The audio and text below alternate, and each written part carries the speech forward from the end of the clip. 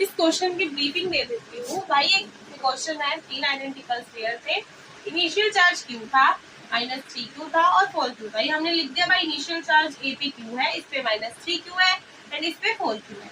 अब बोला A and B को टच करा दिया है, ठीक है, और आइडेंटिकल है तो रेडियस सेम, यानी रेडियस सेम तो चार्ज क्या होगा, इक्वल डिस्ट्रीब्यूट हो जाएगा।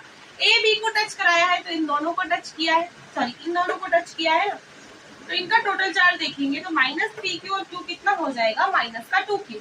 माइनस का 2Q अगर हम हाफ हाफ करेंगे तो -Q।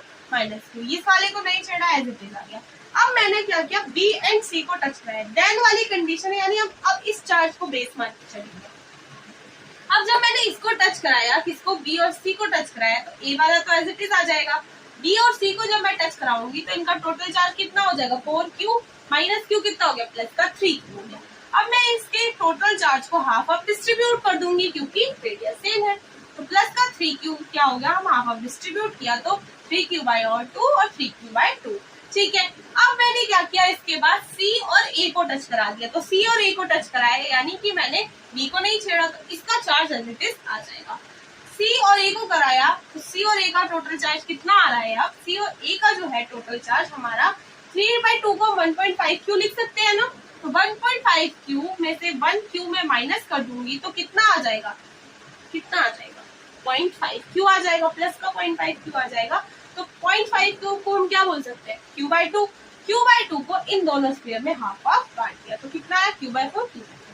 अब हम देखते हैं, हमने बोला था कि एक सिस्टम में चार्ज क्या रहना चाहिए, कंजर्व, तो इसका चार्ज, इसका चार्ज, इसका चार्ज, इसका चार्ज क्या रहना चाहिए, सेम रहना चाहिए, क्योंकि ये क्या है, एक सिस्टम है।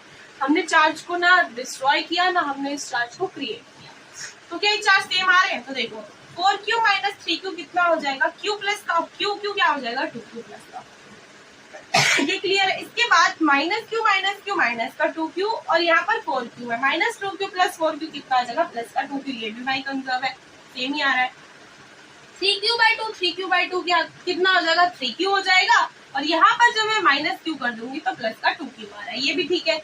Q/4 कितना हो जाएगा, Q/2, और Q/2 + 3Q/2 जब मैं करूंगी तो कितना आ जाएगा, प्लस का 2Q। देखो ना, Q/4 Q/2, ठीक है, Q/2 आ गया, और Q/2 को जब मैं 3Q/2 करूंगी, प्लस करूंगी 3Q/2 से, तो 2Q कैसे आएगा, 3/2 को क्या लिख सकती हूँ, 1.5, और इसको 0.5, 1.5 0.5 क्या हो जाएगा, 2 हो जाएगा, ठीक है, तो 2 आ गया।